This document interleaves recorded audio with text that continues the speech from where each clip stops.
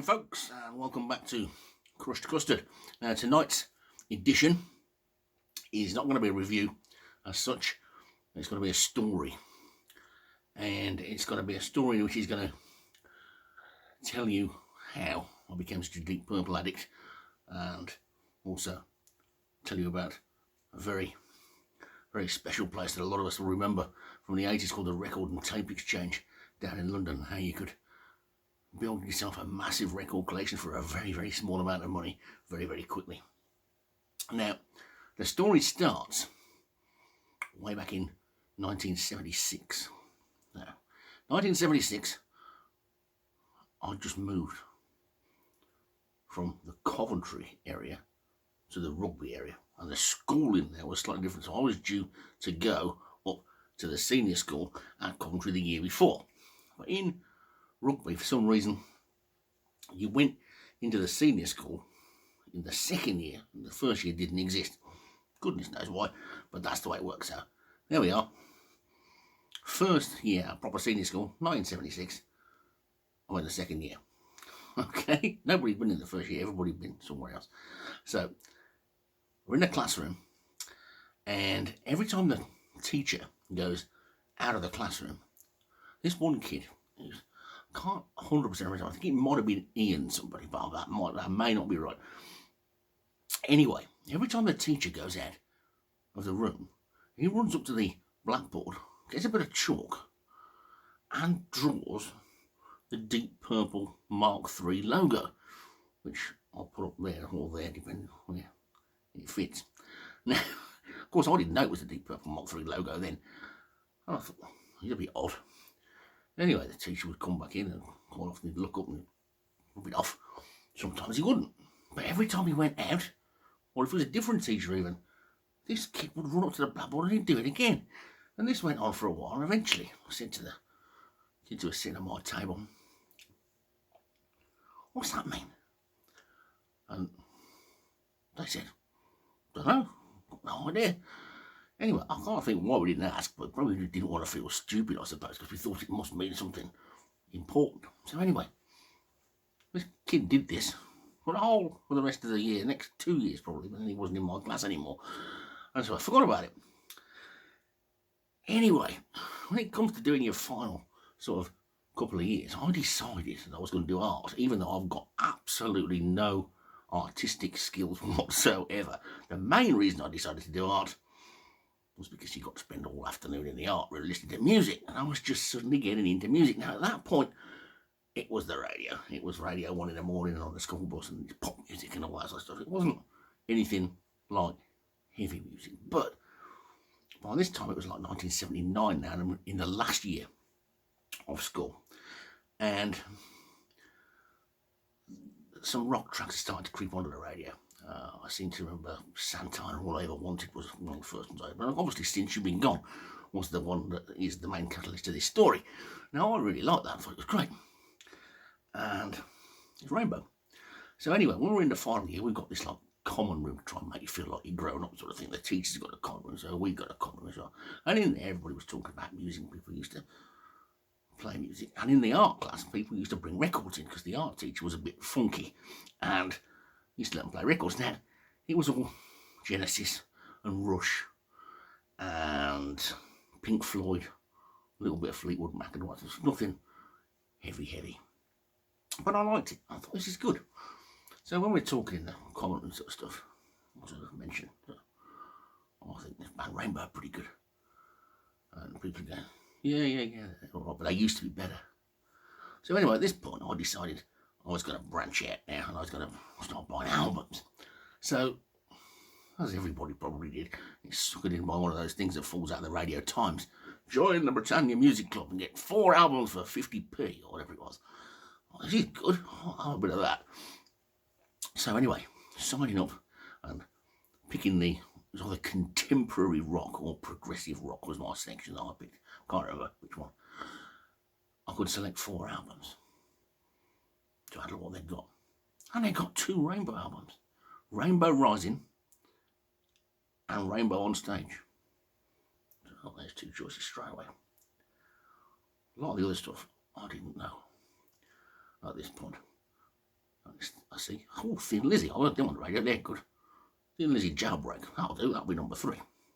Now, don't forget, at this point, I was still learning. I was still finding my feet in music terms. And the 4th album you could get was Discovery by ELO, which has got about 4 hit singles on it. I thought, wow, it's got to be worth having. So I'll have them 4. So I'll get those 4 records. And we come. I'm really excited to open up the first Rainbow one and look at it. I thought, it looks good. Can't see the singer bloke anyway though. Put it on and it's like, wow, this is like nothing like since you've been gone. It's fucking good. And it sort of like blew my head away. And then it was time to put on stage on, and it was like, wow, some of these songs are 15 minutes long, and it was like, I was hooked straight away. Totally hooked. So, what happens next? Back at school, so we're talking about it, whatever. And yeah. Anyway, I had a mate at that point who I used to play football, cricket with, Sabuti, over that football table game. And he was getting into music as well. But he was getting into more of a poppy, punky side, and I was getting into the poppy, rocky side. So what we used to do, we'd play one of my records, and then we'd play one of his. So you get Rainbow, then you get the Skids, then you get Thin Lizzy, then you get Devo, then you get Roxy Music and ELO and all that, whatever. And anyway, all this went on. And he said to me, that guitar player in Rainbow, he was in a band who were better than that. I said, was he? He said, yeah, he was in a band called Deep Purple. And then suddenly, ding, a light bulb. That's what that kid used to write on the blackboard about 3.5 years ago. That must be what it meant. It's the name of a band. So I thought, all right, I'll have to get myself a Deep Purple album. So, a couple of days later, I'm on the market, the record store, rifling through the stuff, and I come to a record, nicely wrapped up in shrink wrap or cellophane, depending on where you're watching this. Deep Purple, £2.49 or whatever it said, something like that. I thought, wow, that'll be good, I'll have that. So I bought it, got it home, excitedly ripped the cellophane off, opened it up, looked at the pictures, read the names. Tommy Bolin, David Coverdale. Where's Richie Blackmore? No Richie Blackmore on here. Anyway, my mate came round later that evening. I said, I've got a Deep Purple record. He says, oh, stick it on. He says, this ain't Deep Purple. I said, it is, it's Deep Purple, look. He says, it ain't like any Deep Purple I've ever heard. He said, Deep Purple ain't supposed to sound like that. And I said, well, it ain't got that Richie Blackmore fella on it, but it ain't half good. And he says, well, yeah, but it ain't Deep Purple. I like it, I don't care. So anyway, days later, I'm in the town. I'm going to W.H. Smith. I'll flick through the record section. I'll go and have a look at the Deep Purple section.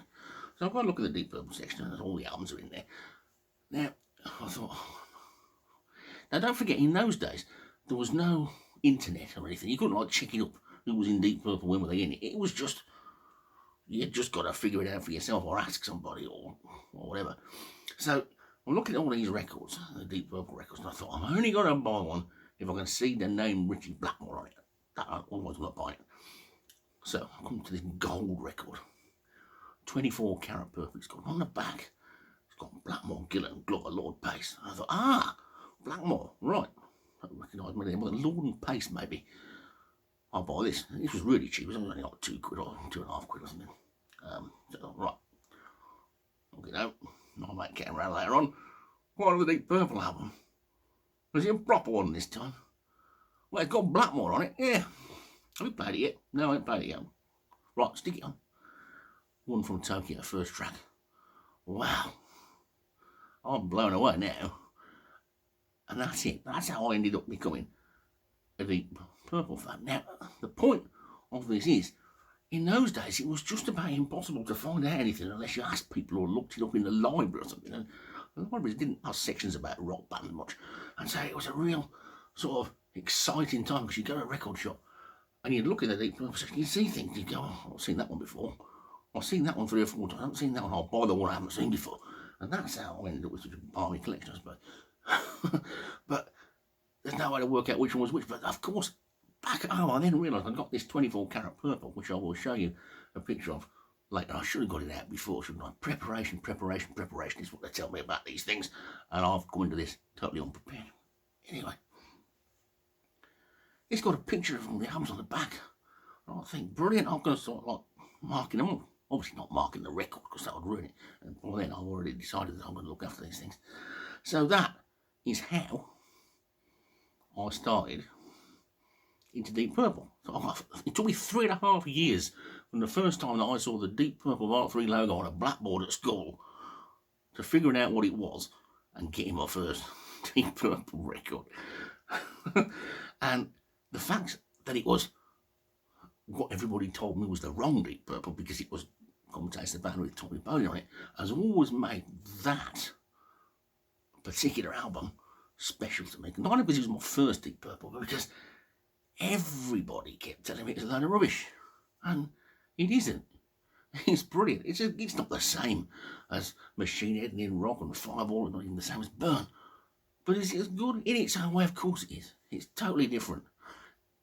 And it's fantastic. And that's why, although I said I wasn't going to heavily purpleise this channel too much early on, that's why Come Taste the Band is going to be one of the early reviews either later this week or early next week. It's also why Rainbow Rising is going to be one of the reviews later on in the week or early next week. And it's also why Jailbreak is going to be one of the early reviews later on this week or next week. The reason that Discovery isn't going to be is because I traded or swapped my Discovery, because then, when I became a true, fully fledged rock man, I couldn't have things like ELO knocking about, could I? Of course, as you get older and things change, you get them back, and now I've got a copy of a box set with all the old albums in. But I don't feel, as I've listened to enough in the last few years to give that a decent review just yet. So that'll come along later. So that's that. So the point of the matter again is the Record and Tape Exchange. The Record and Tape Exchange in London, it was in Camden, there was one in Notting Hill Gate, I think, Camden High Street. There were 3 or 4 of them. And the thing that was good about these was they got the floor with all the new stuff on, but downstairs they got like a cellar thing, just full of second-hand records. Now, back in those days, people didn't really think that records were going to be worth a fortune, so there was none of this, it's a first pressing, it's 40 quid sort of thing. It was, it's in the wrap for sale, it's second-hand. And what they did was, every week, or every 2 weeks or whatever, if it hadn't sold, they went and knocked it down again. So it was a little bit cheaper. And they'd start off at about 2 quid, and they'd end up at 10p.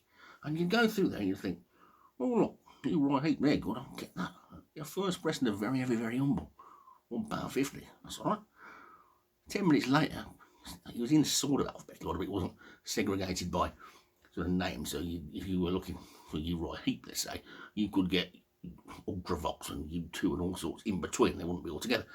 And 5 minutes later, you'd find an even better copy of it for like 20p. And you'd think, oh, that one instead, and put that one back.